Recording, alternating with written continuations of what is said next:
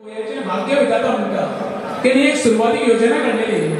गांव तिथे शाळा आम्ही शिकेल तो टिकेल याचा अर्थ की जोपर्यंत तुमचे शिक्षण पूर्ण जावचे ना तोपर्यंत तुमची आणि तुमच्या गोयची उदरगत जावची ना तुम्ही शिकातूच जाल्यार बरे मार्गाक लागतले पहिली शिक्षक तुमची घरान तुमची आवय त्याच्यानंतर टीचर शिक्षण म्हटले की कोण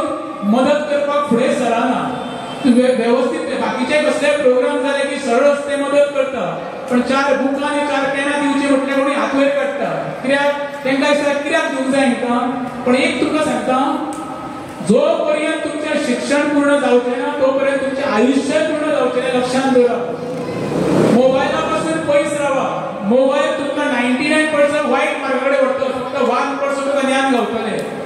बरोवपाक सुरवात करा हँडरायटिंग सुदारतलें तुमचें वाचन करा वाचन केल्या उपरांत सरभोंवतणी कितें तुमकां गावता न्हू तें ज्ञान गावतलें ते ज्ञानाचो वेवस्थीत उपयोग करा जेन्ना म्हाका सागरान सांगलें आपूण कळंगूट एक कार्यक्रम आयोजीत करता म्हाका मनाच्यान बरें दिसलें असो इनिशिएटीव घेवपी कोण तरी फुडें सरलो आनी त्या निमतान हांव कळंगूटांत पावलो तसो कळंगूटांत म्हजें जवळ 30-35 वर्सांचो नातें आसा हांव जेन्ना थर्ड परता रिपोर्टींग करतालो पळय तेन्ना राजिना कडेन बसतालो ही कालची पयची खबर ना जो कळंगूट भाग जगाच्या नकाशा जगतालो चौगमाच्या टायमार तो आयज कळंगूट भाग उरलेलो ना